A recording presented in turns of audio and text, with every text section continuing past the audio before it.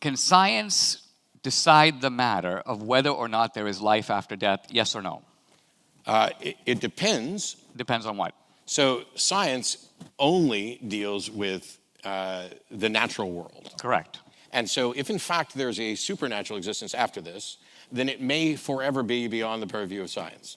Correct. Or if there is another universe that operates according to different laws and we happen to move somehow into that universe, science would have nothing to say about it, correct? Not necessarily, because Okay. if it's a natural, like we have like hypotheses about a multiverse or whatever. Correct. I can't say what science will be able to test for in the future, or whether or not that we are permanently confined to the cosmos that we experience. I can't say. I can't even rule out, I can't say that science could never say anything about the supernatural. All I can say is that as it stands right now, I'm unaware of any supernatural claim that has any evidence for it that science could evaluate to determine that it was true.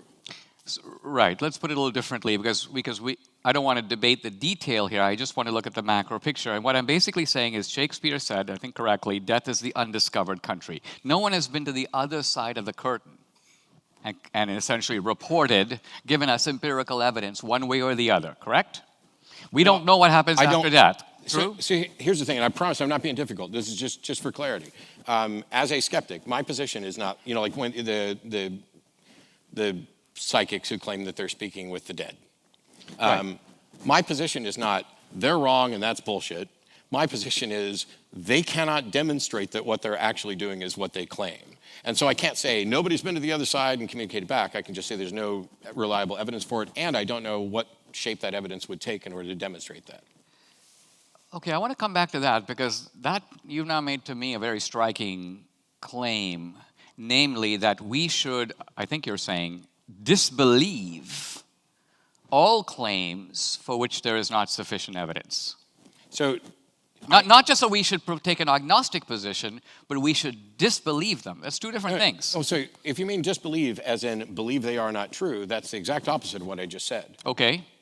What I said was we should believe things when there's evidence for it, and that is both the proposition that the supernatural is real and the proposition that the supernatural is not real. Okay.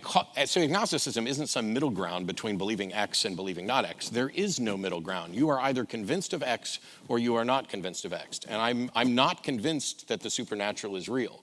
That doesn't mean that I'm convinced that the supernatural isn't real. It's kind of like if you go into a courtroom, Okay. I may have to say not guilty, even if I'm not convinced of innocence, because the burden of proof is on the claim of guilt. And so the people who say, I have good evidential warrant to believe in the supernatural, have adopted a burden of proof, and they have to meet it. And until they do, I am not convinced.